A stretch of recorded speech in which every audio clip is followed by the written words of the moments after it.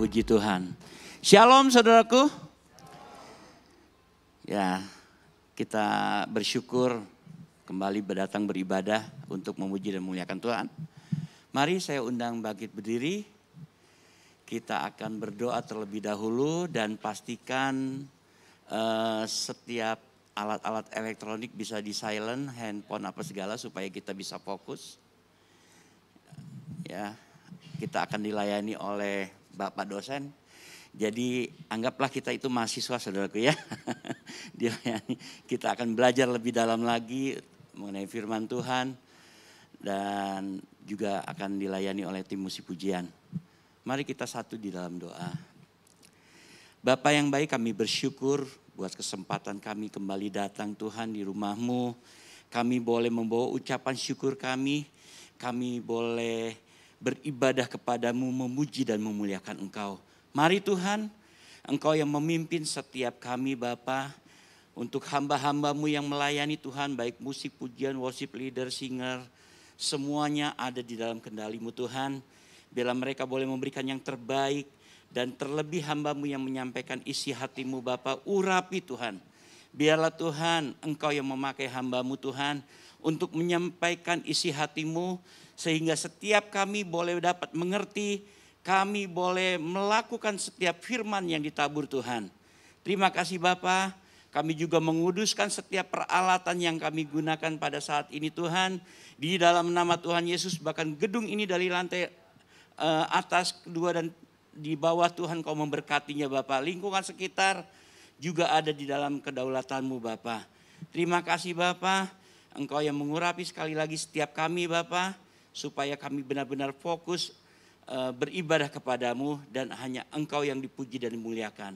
Terpujilah Engkau, di dalam berkat nama Tuhan Yesus kami mengucap syukur dan berdoa. Haleluya. Amin. Silakan duduk saudaraku, kita akan melihat pengumuman sepanjang minggu ini.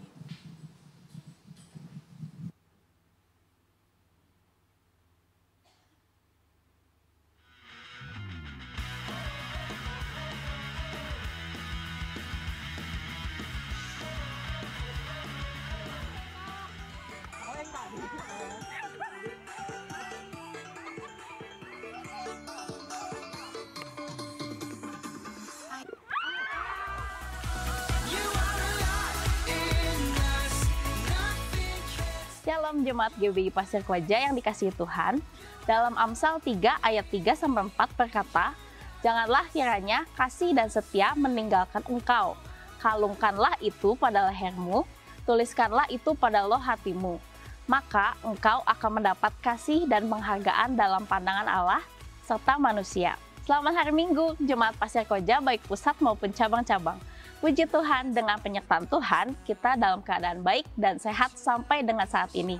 Sehingga kita boleh beribadah pada hari Minggu ini. Kiranya kasih setia dan anugerah Tuhan Yesus yang sempurna selalu menyertai kita semua. Selamat datang untuk jemaat yang baru bergabung. Kami rindu saudara untuk kembali beribadah di minggu depan. Mari kita simak pengumuman berikut ini. Bapak Gungu! 1, 2, 3, go!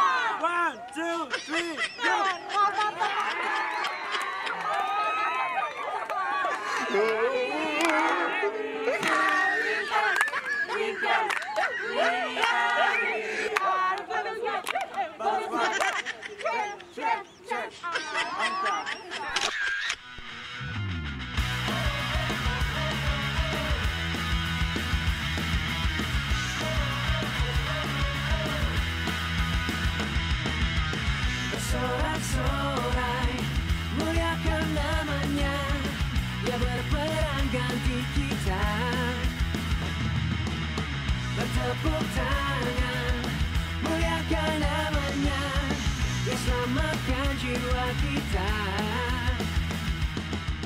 Satu-satunya penebus. Doa Staf EGM, Senin 10 Oktober 2022 pukul 9 pagi. Di Jalan Pasir Koja nomor 39, Bandung. Ibadah EGM Onsite, Selasa 11 Oktober 2022 pukul 10 pagi, di Jalan Pasir Koja nomor 39, Bandung. Firman Tuhan akan dibawakan oleh Ibu Toti Lopis. Diadakan juga pemeriksaan darah pukul 9 pagi oleh Dr. Hen dan Dr. Elroy, khusus jemaat EGM yang sudah mendaftar saja. Shalom Jemaat Wanita yang dikasih Tuhan, kita akan kembali beribadah secara online di akun YouTube GBI Pasir Koja pada tanggal 11 Oktober 2022 pukul 6 sore. Firman Tuhan akan dilayani oleh Ibu Bernadette Siregar dengan tema Wanita yang Melayani Seperti Yesus. Tuhan Yesus pasti memberkati. Doa malam, mengajak jemaat untuk bergabung di doa malam setiap hari Jumat pukul 8 sampai 9 malam di Jalan Pasir Koja nomor 39 Bandung. Shalom, hadirilah ibadah Revive Yourself dengan tema pembahasan surat Petrus. Kita akan mengupas tuntas secara detail selama 3 hari dengan pembicara Pendeta Dr. A.Elian Jahans dan Pendeta Simon Irianto. Acara akan dilaksanakan pada tanggal 14 sampai 16 Oktober 2022 pada hari Jumat dan Sabtu pukul 18 waktu Indonesia Barat. Berlokasi di GBI Pasir Koja nomor 39 dan puncak acara akan dilaksanakan pada hari Minggu pukul 16 waktu Indonesia Barat di SG Sakura Jalan Taman Mimosa nomor 11 disertai dengan doa pengurapan dari hamba-hamba Tuhan. Marilah hadiri ibadah Revive Yourself ini dengan antusias dan dapatkan berkat-berkat dari firman Tuhan yang akan menjadi bekal dan kekuatan bagi kehidupan kita. Sampai jumpa, Tuhan Yesus memberkati. See you. Dalam rangka bulan misi, GBI Pasir Koja bersama paguyuban gereja-gereja di Kecamatan Astana Anyar akan mengadakan donor darah disertai bazar bayar pakai sampah pada hari Sabtu 15 Oktober 2022 di kantor Kecamatan Astana Anyar, Jalan Bojongloa nomor 69. Dalam kesempatan yang baik ini dan sebagai penerapan atau pelaku dari tema firman Tuhan minggu ini, yaitu misi wilayah perkotaan, kami mengajak partisipasi jemaat dalam acara tersebut, baik keterlibatan dalam donor darah maupun pengumpulan baju, tas, sepatu layak pakai yang sudah dirapikan untuk dikirimkan atau dikumpulkan di gereja Jalan Pasir Koja nomor 39. Tuhan Yesus memberkati kita semuanya. Amin. Misi Muwur 17 sampai 20 Oktober 2022. Tim yang akan berangkat adalah Pendeta Yance Hans, PDP Edi Kurniawan, Bapak Paulus Dewanto, dan Saudari Penny L. Sianipat. Dukung doa juga untuk peletakan batu pertama sarana pendidikan dan ibadah bagi jemaat yang mengambil bagian dalam dana dapat mentransfer langsung ke rekening gereja dengan berita untuk misi. Shalom jemaat yang dikasih Tuhan, renovasi parkiran Gedung Sakura sudah dilakukan dan dana yang terkumpul adalah sebesar 52 juta rupiah. Terima kasih kepada Anda yang telah mendukung dalam doa dan dana. Selanjutnya kita akan merenovasi sayap kiri.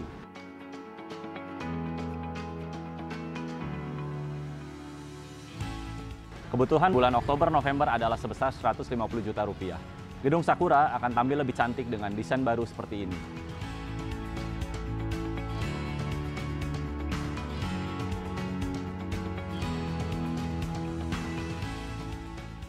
Dukungan dana dapat ditransfer ke rekening di bawah ini atau melalui kotak persembahan.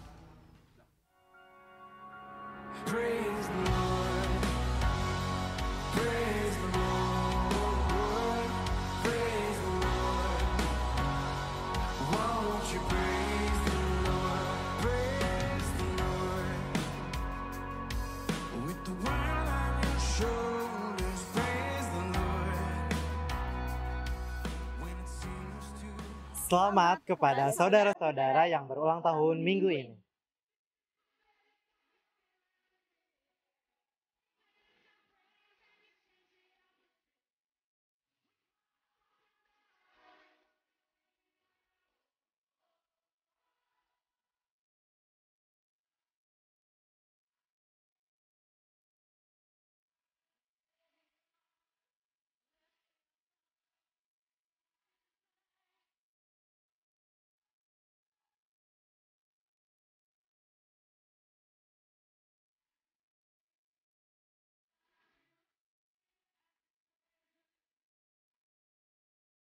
Dalam rangka bulan misi, BPP GBI mengajak jemaat berpartisipasi untuk memberikan persembahan kedua yang akan diberikan ke GBI Pusat.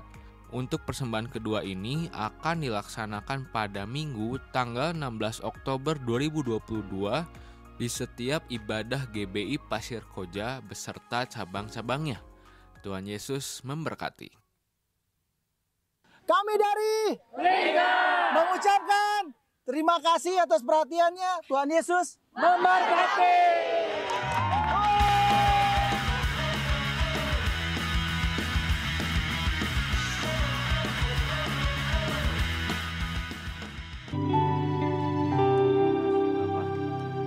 Haleluya, haleluya.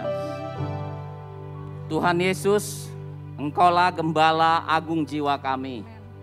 Kami adalah kawanan domba-Mu. Tuhan, kami membutuhkan makanan rohani supaya roh kami menjadi kuat dan iman kami menjadi teguh. Sehingga kami dapat mengasihi Engkau dengan segenap hati seumur hidup kami ini. Kami ingin memuliakan Engkau ya Tuhan. Dan kami mau taat kepada kehendak-Mu. Kami berdoa, pakailah kami semua, sehingga kami dapat memberitakan Injil dan membawa banyak jiwa berjumpa dengan Engkau. Berkati pemberitaan firman Tuhan, berkati pikiran, perasaan, hati, segala keberadaan kami. Urapi kami semua di dalam nama Yesus kami berdoa. Amin. Silahkan duduk Bapak Ibu.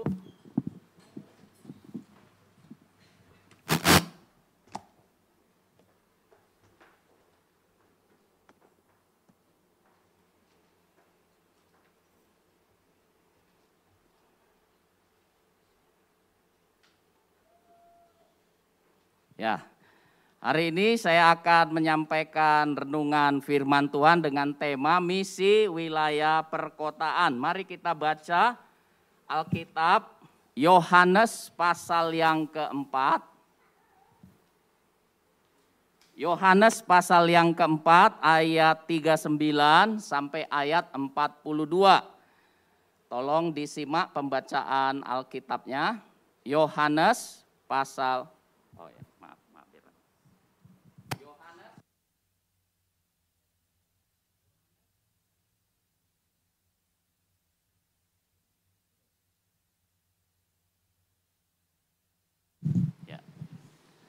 Yohanes pasal 4 ayat 39 sampai 42. Saya bacakan. Dan banyak orang Samaria dari kota itu. Wah, ini di kota ya. Dan banyak orang Samaria dari kota itu telah menjadi percaya kepadanya karena perkataan perempuan itu yang bersaksi. Ia mengatakan kepadaku segala sesuatu yang telah kuperbuat. Ketika orang-orang Samaria itu sampai kepada Yesus, mereka meminta kepadanya supaya ia tinggal pada mereka, dan ia pun tinggal di situ 2 hari lamanya. Dan lebih banyak lagi orang yang menjadi percaya karena perkataannya. Dan mereka berkata kepada perempuan itu, kami percaya tetapi bukan lagi karena apa yang kau katakan. Sebab kami sendiri telah mendengar dia dan kami tahu bahwa dialah benar-benar juru selamat dunia. Jadi peristiwa perempuan Samaria, ya, seorang perempuan yang jatuh di dalam dosa seksual ini diselamatkan terjadi di sebuah kota, ya.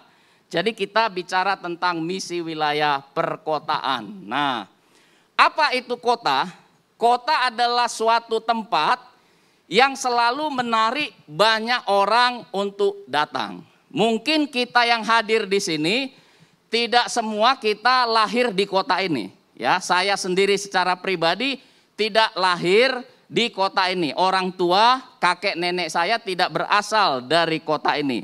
Saya berasal dari pulau lain, kota lain. Nah, kenapa sih orang-orang banyak tertarik datang ke kota? Karena mungkin ya kita melihat ya di kota itu ada banyak lapangan pekerjaan sehingga lebih memungkinkan ya kita bisa memilih berbagai alternatif untuk mencari nafkah di kota dibanding di desa ya. Atau mungkin kita adalah seorang pebisnis yang kita melihat bahwa di kota itu ada peluang atau kesempatan bisnis yang lebih banyak. Atau mungkin ya kita adalah seorang yang ingin melanjutkan pendidikan Lalu kemudian kita pindah ke kota karena di kota tersedia ya sarana prasarana dan kualitas pendidikan yang jauh lebih baik. Nah, kalau begitu kita simpulkan bahwa kebanyakan orang ya datang ke kota karena menganggap bahwa kota menjadi tempat di mana kita bisa mendapatkan kehidupan yang lebih baik. Nah, karena kota ini menjadi tempat di mana banyak orang datang, ya, maka menurut Alkitab, kota juga menjadi ladang penginjilan yang sangat strategis. Karena apa? Karena kalau kita menjangkau orang-orang yang datang ke kota yang berasal dari berbagai daerah di seluruh Indonesia, misalnya begitu ya. Orang-orang ini ya, tanpa kita harus pergi ke daerahnya, nanti bisa kembali membawa Injil, mungkin memenangkan keluarganya atau tetangganya atau masyarakat desa mereka. Saya sendiri adalah buah penginjilan dari kakak kandung saya yang telah terlebih dahulu datang di kota Bandung. Jadi di Bandung kakak saya itu diinjili, lalu dia bertobat, percaya Yesus. Nah, suatu kali dia pulang ke kampung, lalu mengumpulkan kami, ya saya adiknya, termasuk saya sendiri, lalu dia memberitakan Injil. Jadi saya adalah buah pemberitaan Injil dari seseorang yang telah dimenangkan pada waktu dia datang di kota Bandung. Haleluya. Jadi seharusnya kita semangat Bapak Ibu Saudara untuk melakukan misi atau penginjilan di kota tempat tinggal kita. Karena Paulus berkata, ya, sebenarnya kita berhutang, ya. Kalau kita tinggal di kota ini, kita mencari nafkah di sini, ya. Kita bekerja di sini, kita bisnis di sini, atau kita menempuh pendidikan di sini. Ya, jadi Tuhan memberkati kita melalui keberadaan kota kita. Maka seharusnya kita merasa berhutang, amin. Berhutang untuk apa? Memberitakan Injil kepada orang-orang yang ada di kota kita. Haleluya. Bandung, Cimahi, Kabupaten Bandung, dan sekitarnya. Puji Tuhan. Nah, sekarang bagaimana kita ya melaksanakan misi di kota kita. Nah, kita belajar dari apa yang dilakukan oleh Tuhan Yesus tadi di Samaria ini, ya, sebuah kota ya di Samaria. Nah, kelihatannya pelayanan Tuhan Yesus itu berhasil di sana ya karena Tuhan Yesus itu ya menyelesaikan masalah-masalah yang ada di kota itu.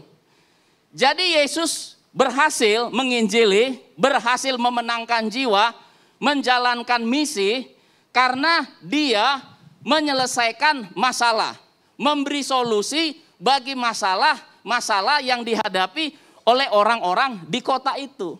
Ya, kan perempuan ini maaf, dia punya masalah, dia bergumul, ya, dia terikat di dalam suatu dosa, gitu ya.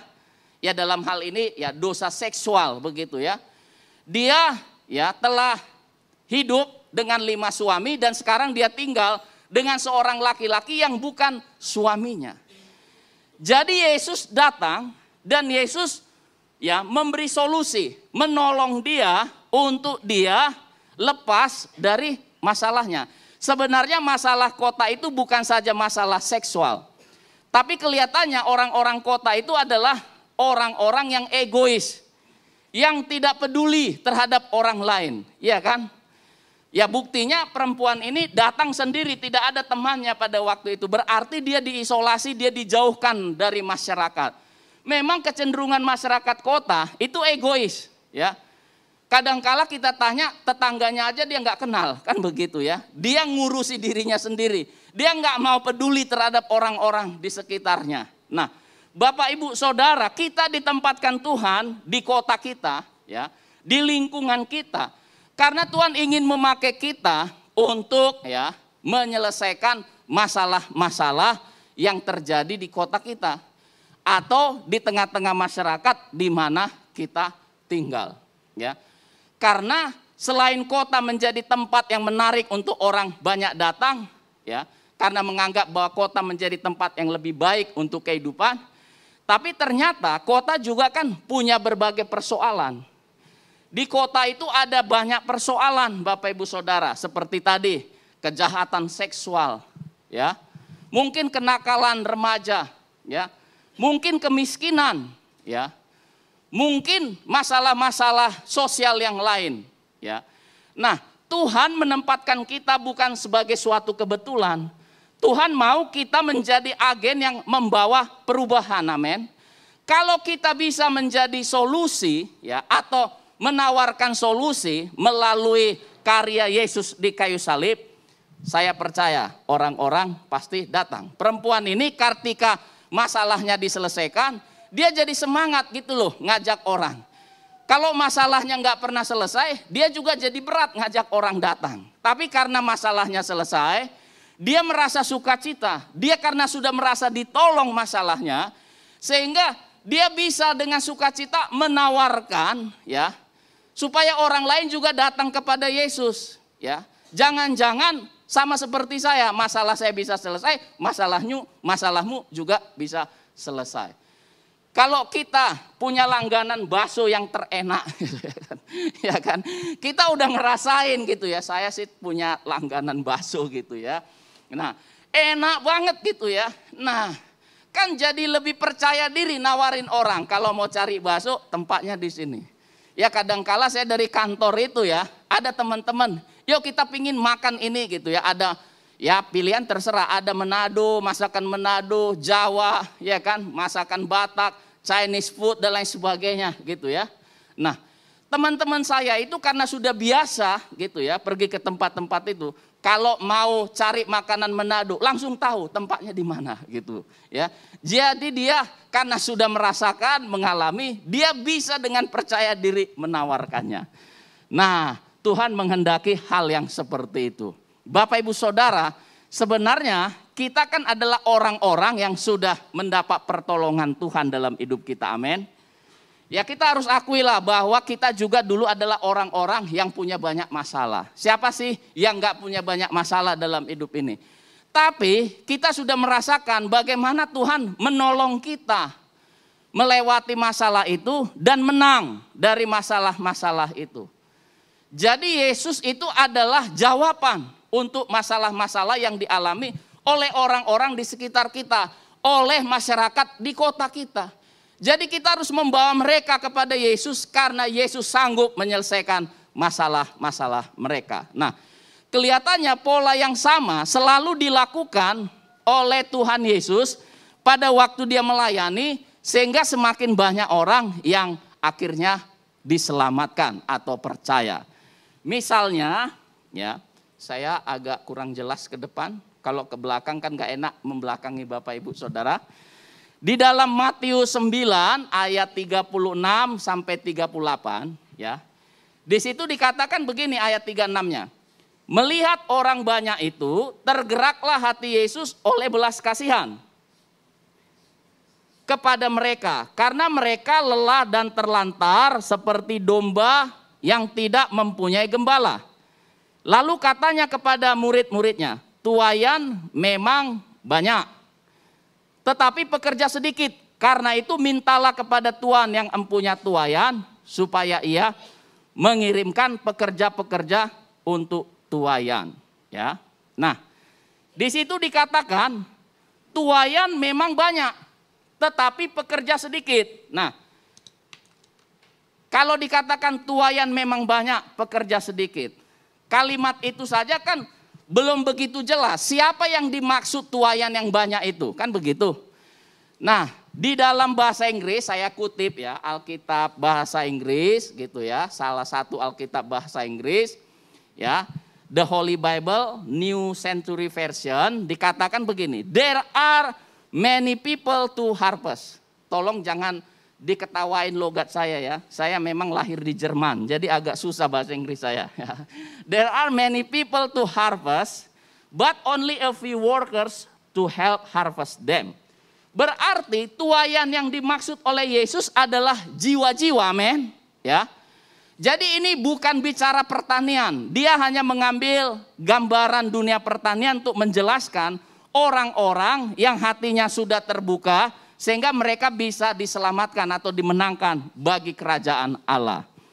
Nah, di dalam teks itu jelas yang dimaksud oleh Yesus, tuaian memang banyak, itu adalah orang-orang yang ketika Yesus melayani mereka, keadaan mereka seperti domba yang tidak bergembala, lelah dan terlantar. Nah, saya kutip lagi bahasa Inggris supaya agak jelas gitu ya. Di dalam The Living Bible, ya, kata lelah dan terlantar menggunakan kalimat begini. Because their problems were so great and they didn't know what to do or where to go for help. Ya, jadi rupanya orang-orang yang lelah terlantar sehingga mereka terbuka hatinya dan siap percaya Yesus adalah masyarakat yang punya banyak masalah. Jadi mereka ini punya banyak masalah, masalahnya serius, besar-besar, sudah berlangsung lama, nggak selesai-selesai. Mereka nggak tahu bagaimana menyelesaikan masalahnya dan kemana mereka mencari pertolongan. Yesus berkata, orang-orang seperti inilah yang disebut sebagai tuaian memang banyak. Jadi orang itu, ya, akhirnya hatinya menjadi terbuka, ya. Ya, kadangkala ketika Tuhan mengizinkan mereka menghadapi berbagai masalah di dalam kehidupannya. Kita sekarang melihat Yesus, ya, menyadari bahwa orang-orang yang punya masalah, dan kalau masalahnya itu nggak selesai, besar-besar, mereka nggak tahu kemana harus cari pertolongan. Lalu Yesus cara menuainya adalah dengan cara memberi solusi terhadap masalah-masalah mereka. Nah, kita lihat ini contoh dalam pelayanan Tuhan Yesus, ya.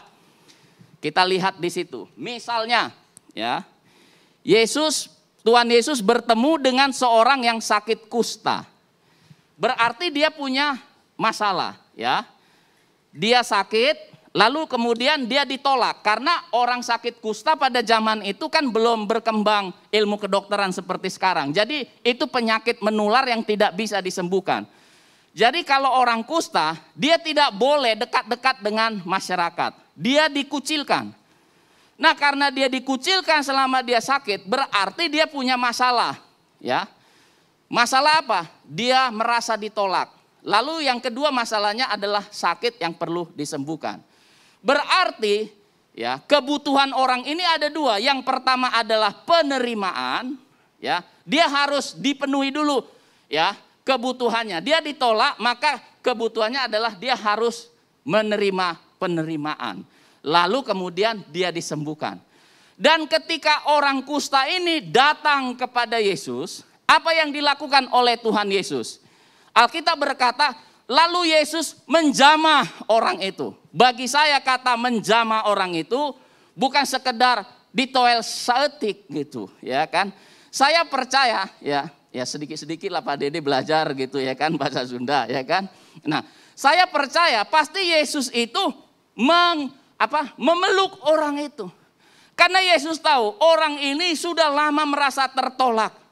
Dia punya kebutuhan, ya, penerimaan, ya. Jadi Yesus menjamah, memeluk, mendekap sehingga jiwanya yang merasa tertolak merasa aman, merasa nyaman. Dia merasa bahwa Yesus adalah orang yang bersedia menerima dia apa adanya. Orang ditolak, saudara, itu masalah loh, saudara. Orang merasa ditolak, ya, merasa tidak penting, merasa tidak dikasihi, ya kan? Itu masalah serius, Bapak Ibu Saudara, ya. Jadi Yesus memenuhi kebutuhannya. Dia diterima, memberikan penerimaan, lalu setelah itu menyembuhkan. Jadi Yesus kelihatannya selalu menjadi solusi. Dia memberi solusi bagi masalah-masalah orang-orang di kota. Maka orang-orang di kota ini akhirnya berbondong-bondong datang percaya kepada Yesus. Haleluya. Itu satu contoh, ya. Ya, ada beberapa contoh saya kasih di situ, tapi tentu kita tidak akan lihat semuanya, ya. Contoh lain misalnya, Simon Petrus, ya, Lukas 5 ayat 1 sampai 11. Simon Petrus adalah seorang kepala keluarga, ya. Dia pergi mencari ikan, Oke, semalam-malaman. Kagak dapat kan? Jadi dia pasti pulang dengan rasa frustrasi. Seorang suami yang bertanggung jawab. Ada banyak suami-suami mungkin yang gak peduli. Tapi ini Petrus bukan suami seperti itu. Dia suami yang gigih bekerja. Berjuang untuk nafkah kebutuhan keluarga, untuk kesejahteraan keluarga.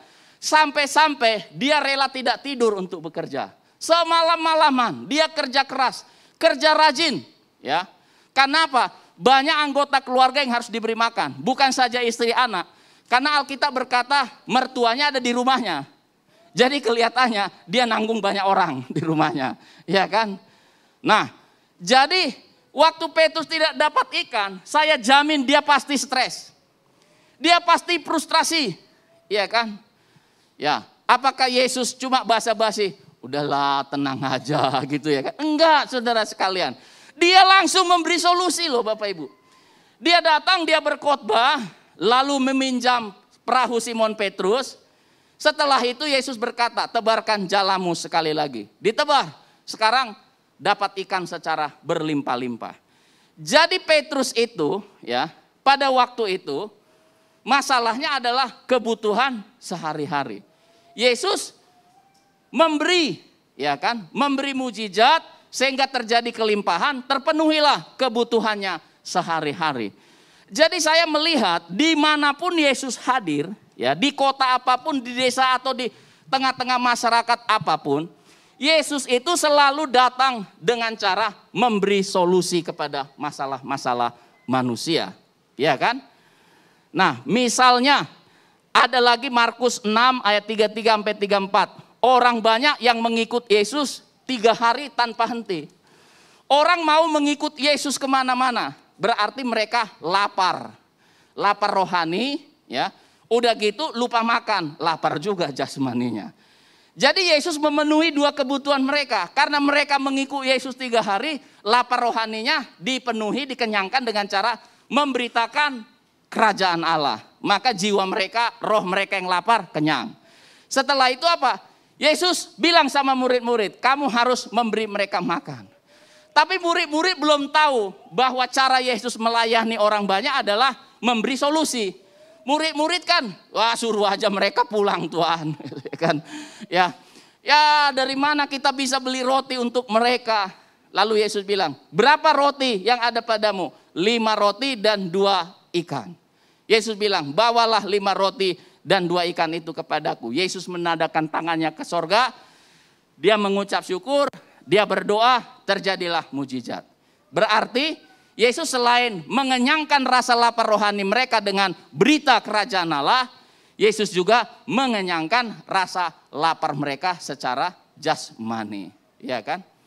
Nah, Bapak Ibu Saudara. Ini saya lihat adalah cara-cara yang memang selalu dilakukan oleh Tuhan Yesus.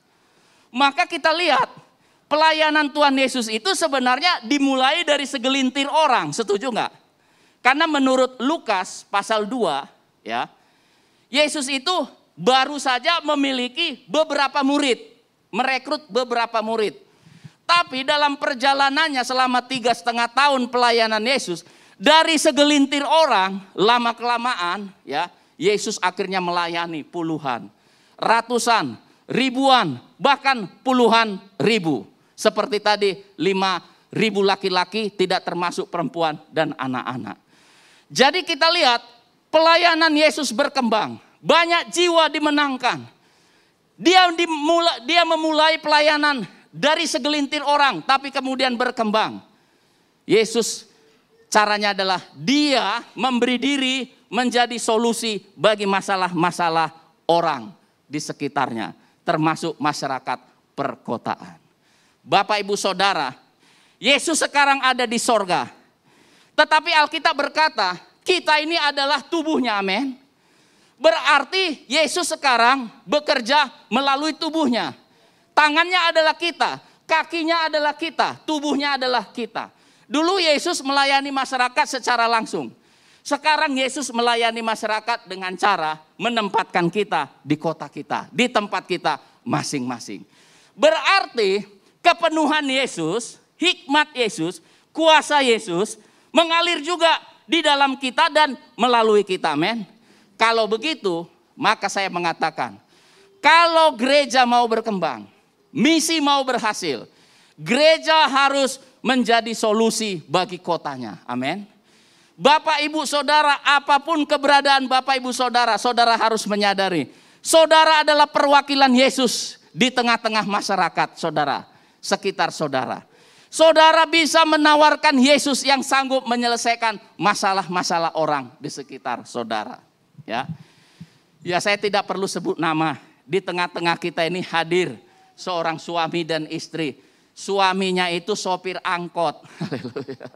Ya kan, istrinya ibu rumah tangga, anaknya masih kecil. Ya kan, wah ini ya kurang lebih 3 minggu ini keluarga ini telah memenangkan 3 keluarga. Saya sudah kunjungi 2 hari yang lalu. Yang pertama itu anaknya 5, ya kan? Keluarga yang kedua kulihat ya ada beberapa anak tapi di rumah katanya ada 2. Yang satu lagi 3. Ya. Jadi lebih dari 10 jiwa dimenangkan. Bagaimana caranya? Dia hanya menawarkan ya solusi-solusi yang sederhana. Misalnya kemarin kami kunjungi ada tetangganya lagi sakit, ya kan? Sakit, ya. Nah sakit kan kebutuhannya sembuh kan, ya kan? Ya, masa sakit udah orang sakit kita tawarkan mau kerja di mana Pak? Kagak nyambung. Ya sakit ya kebutuhannya ya kesembuhan lah, gitu. Ya kan, ya kan. Ya kalau lagi sakit, kalau lagi lapar ya kita bawa. Kalau lapar ya kita kasih makanan gitu loh. Kita ajak makan di mana gitu loh. Ya, jadi diberitahu ya. Supaya kita apa? Ngatur waktu. Lalu kita doakan. Amin. Jadi cara-caranya sederhana. Karena itu Bapak Ibu Saudara, kalau kita mau dipakai Tuhan, ya, kita harus belajar prinsipnya, temukan luka, sembuhkan. Amin. Apa luka-luka hidup orang? Tuhan mau pakai kita menyembuhkan mereka, ya. Mungkin ada seorang anak yang ditolak. Seorang suami, ya nggak enak lah nyebut nama artis gitu ya, KDRT. Ya kan? Nah, jangan-jangan kalau suaminya dibawa ke sel ke gereja bertobat, tangannya yang tadinya memukul sekarang membelai, saudara. Haleluya. Ya, kan jadi selesai persoalannya. Ya, temukan luka, sembuhkan. Lalu temukan kebutuhan dan penuhi. Ya, orang kalau punya kebutuhan hidup sehari-hari, mungkin nggak selalu kita kasih sembako. Jangan-jangan dia butuh pekerjaan, setuju nggak? Gimana kalau misalnya kita tahu ada lowongan pekerjaan, saudara seiman kita misalnya lagi mau buka bengkel gitu ya kan, mau buka cabang bengkel, butuh tenaga. Wah kemarin kami kunjungan ada juga keluarga, Pak saya mau buka beberapa cabang bengkel, saya butuh karyawan. Nah contoh ya, jangan-jangan di antara orang-orang sekitar kita ada yang lagi cari kerjaan, nggak dapat, tapi dia bisa kerja bengkel. Bisa kita tawarkan contoh ya. Jadi kalau seandainya kita hidup saling mengasihi, misalnya ada di antara kita ya usahanya berkembang, butuh rekrut karyawan, kita tawarkan ya lowongan pekerjaan. Jangan-jangan itu bisa menjadi salah satu solusi masalah masyarakat sekitar kita. Kalau itu terjadi, saya percaya banyak jiwa dimenangkan bagi Tuhan. Jadi temukan luka, sembuhkan, temukan kebutuhan dan penuhi. Oke? Nah, orang-orang yang terluka dan yang punya banyak masalah itu pasti banyak di sekitar kita. Karena selama manusia hidup ada aja masalahnya. Jadi 24 jam penuh kita bisa tanpa libur loh melayani. Karena setiap orang selalu ada masalah. Jadi melayani itu menyenangkan Bapak Ibu Saudara. Ya. Orang Sunda bilang kalau pelayanan pasea gitu ya. Kan jadi nggak menyenangkan. Tapi coba pelayanan itu ya betul-betul ya diberkati, diurapi dan memberi solusi. Wah kita pasti bergairah, berkembang. Ya. Nah di dalam Yohanes pasal 4 itu ya. Ayat yang ke-35, Tuhan Yesus berkata begini, bukankah kamu mengatakan 4 bulan lagi tibalah musim menuai, Tetapi aku berkata kepadamu, lihatlah sekelilingmu dan pandanglah ladang-ladang yang sudah menguning dan matang untuk dituai. Jadi lihatlah, pandanglah, buka mata, buka hati, buka telinga. Tambah pernyataan Om Julius, buka dompet. Buka mata, buka hati, buka telinga. Maksudnya buka mata, kita amati orang di sekitar kita.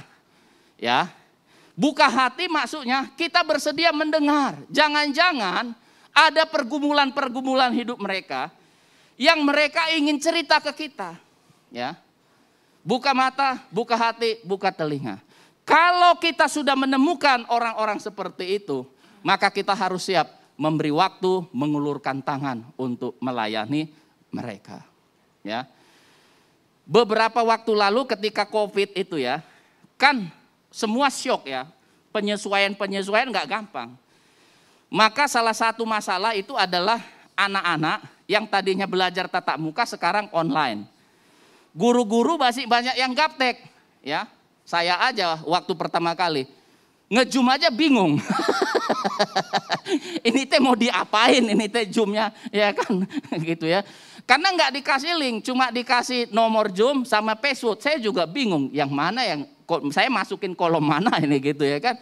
Ya 1 bulanan bingung-bingung lah, gitu ya. Nah, jadi saya lihat itu masalah bagi banyak orang. Udah begitu, guru-guru banyak yang gaptek, ya sorry aja ini, maaf ya. Kadangkala guru itu saenake dewe, gitu ya. Kirim pelajaran lewat WA, kirim soal-soal lewat WA, suruh belajar sendiri, menyelesaikan sendiri, ya hasilnya WA lagi ke guru. Aduh, ya maka banyak anak-anak ngeluh, gitu, ya kan? Ya, saya sampai dikirim, ya ada jemaat mungkin dia tahu istri saya guru dan saya dosen. Ada jemaat ngirim WA ke saya, ya. Kalau guru ngajari ngirim WA, ya kan? Ya kan begitu, ngasih pelajaran cuma lewat WA, ya udah kami ngasih gaji guru gambar WA aja, uang. Ya, ya. Waduh, ini pasti masalah ini, ya. Nah, lalu karena kita lihat itu masalah, lalu kita berdoa minta hikmat, Tuhan, ini masalah. Pasti kalau kita menyelesaikan masalahnya banyak jiwa, ya. Lalu saya telepon beberapa orang. Ya, telepon lalu berkunjunglah ke beberapa jemaat yang anaknya masih sekolah-sekolah. Saya dengar anaknya itu kan minta tolong orang tuanya. Orang tuanya juga kagak ngerti. Ya kan? Udah nggak ngerti jadi marah kan? Anak jadi luka batin. Jadi, ya, saya lihat ini masalah harus diselesaikan. Maka akhirnya kami mulai buka apa? Buka apa? Bimbel online. Bimbel online. Ya, anak-anak ini kita bimbelin. Ya adalah beberapa orang kita ajak yang lulus sarjana gitu ya, kita ajak. Ya, saya bilang ini mah pelayanan, duit. Cuma thank you doang. Cuma kasih cap thank you. Ya udahlah gitu ya. Kita buat les online beberapa bulan, ya kan? Nah karena online, rupanya anak-anak jemaat itu ngajak juga kan teman-temannya kan. Jadi ada alasan kan kita ngunjungin orang tuanya. Bu, anak ibu ikut bimbel kami. Jadi kita kunjungan kan akhirnya. Sesudah mulai reda kita kunjungi gitu. Enak kan? Sesudah mereka dirasakan bahwa gereja memberi solusi. Waktu kita ngomong, yuk ke gereja minggu. Ayo. Kan enak. Ya tinggal Pak Dede aja nyediain angkot. Ya. Nah, Bapak Ibu Saudara. Ya. Jadi siapapun kita bisa dipakai Tuhan. Karena kita adalah representasi perwakilan Tuhan di atas muka bumi ini. Hikmatnya mengalir untuk kita, pengurapannya, kuasanya mengalir. Dan kalau kita melakukan itu, maka orang di sekitar kita akan mendapatkan Yesus adalah jawaban untuk mereka. Pasti jiwa mereka dimenangkan. Mari kita bangkit berdiri, kita teduhkan hati kita.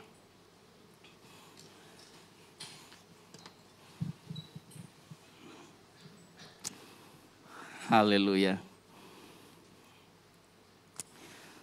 Bapa, kami mengucap syukur untuk firman yang sudah kami dengar pada pagi ini. Aku berdoa siapapun kami ya Tuhan. supaya kami belajar untuk kami memandang kepada Yesus yang telah menyerahkan nyawanya di atas kayu salib, menyerahkan hidupnya, sehingga kami menerima solusi bagi segala persoalan, pergumulan hidup kami. Kami adalah orang-orang yang terberkati karena kami telah menerima Yesus. Yesus adalah jawaban dalam kehidupan kami. Tuhan, sekarang karena Engkau telah terlebih dahulu memberkati kami, sekarang kami mau menjadi berkat bagi orang-orang sekitar kami. Tolonglah kami untuk punya belas kasihan seperti yang Kau miliki. Untuk kami buka hati, buka mata, buka telinga. Mungkin ada orang-orang di sekitar kami yang kami abaikan selama ini. Tuhan, sekarang kami mau menjangkau mereka. Pakai kami semua umat-Mu Tuhan, apapun keberadaan kami, dimanapun tempat kami tinggal.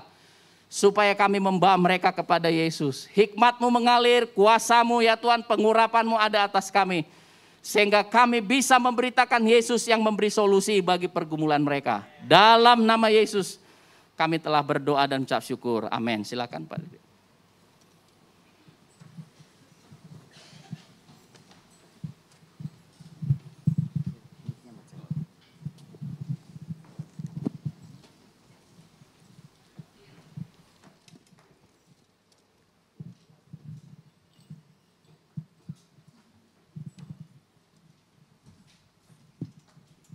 Ya, terima kasih Pak Ferry untuk pelayanannya. Saudara diberkati pada pagi hari ini. Ya, sebentar kita akan masuk dalam perjamuan kudus. Bapak Ibu pastikan sudah mendapatkan roti dan anggur. Bagi yang belum boleh angkat tangan. Akan dilayani oleh Ibu Pauline. Puji Tuhan semua sudah. Boleh disiapkan terlebih dahulu. Sementara disiapkan kita akan satu pujian. Aku punya Tuhan yang besar.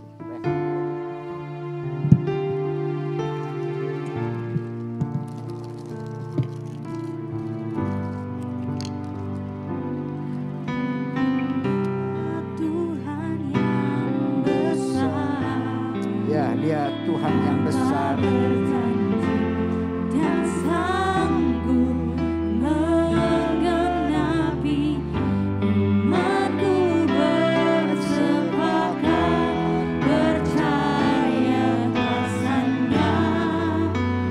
Ku terima sekarang kemenangan dari-Mu. Katakan aku punya Tuhan.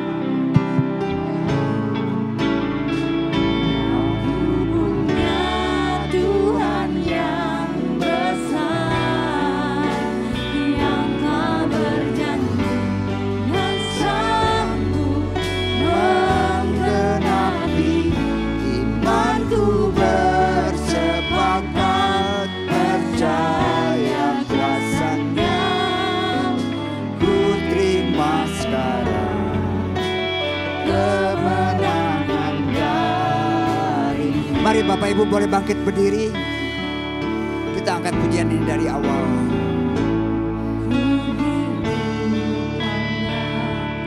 Percaya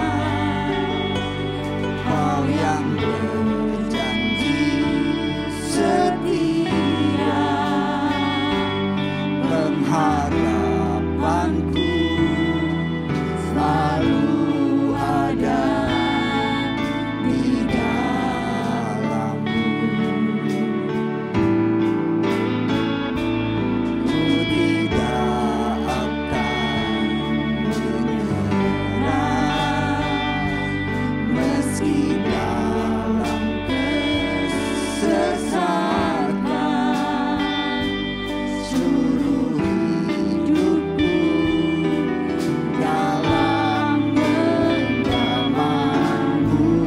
Mari katakan dengan iman, aku punya.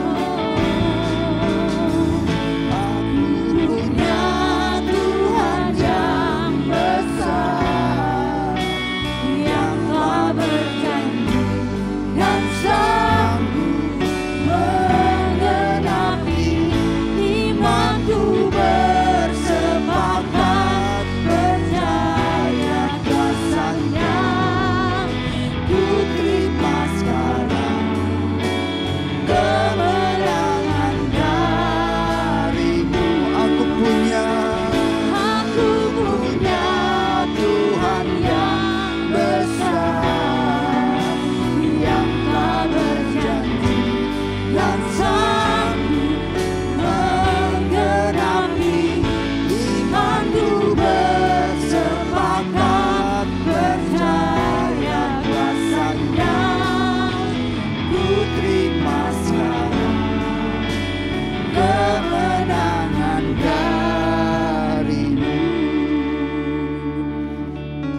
Bapak Ibu Saudara, mari berdoa kepada Tuhan supaya saudara mengalami mujizat Tuhan.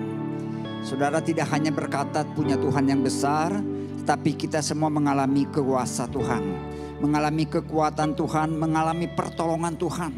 Dia siap, dia berjanji dan dia pasti menggenapi, memberi solusi atas setiap persoalan kita pada pagi hari ini. Dan ketika kita mengalami itu, mari kita sampaikan kepada banyak orang bahwa ada Yesus yang bisa menolong, ada Yesus yang bisa memberi jalan keluar, ada Yesus yang bisa memberi kekuatan kepada kita. Mari saudara boleh persiapkan roti dan anggur. Saudara angkat roti jauh tinggi di atas kepala kita. Mari kita berdoa kepada Tuhan. Terima kasih Tuhan buat kebaikan-Mu, kasih setia-Mu Tuhan. Kau sudah mati bagi kami, tubuh-Mu dihancurkan bagi setiap masalah, bagi setiap persoalan, bagi setiap sakit penyakit Tuhan.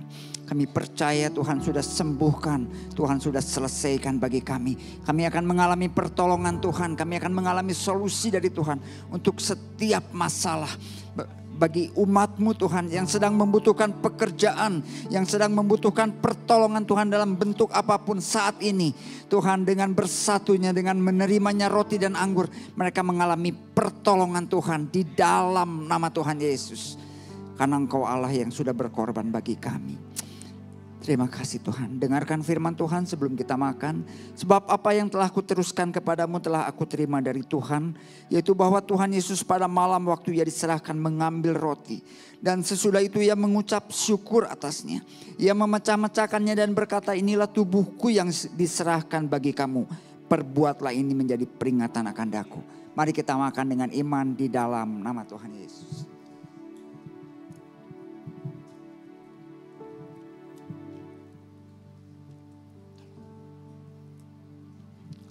Saudara boleh angkat anggur di atas kepala kita dan dengarkan firman Tuhan. Demikian juga ia mengambil cawan sesudah makan lalu berkata, cawan ini adalah perjanjian baru yang dimeteraikan oleh darahku. Perbuatlah ini setiap kali kamu meminumnya menjadi peringatan akan daku. Mari kita terima dengan iman di dalam nama Yesus.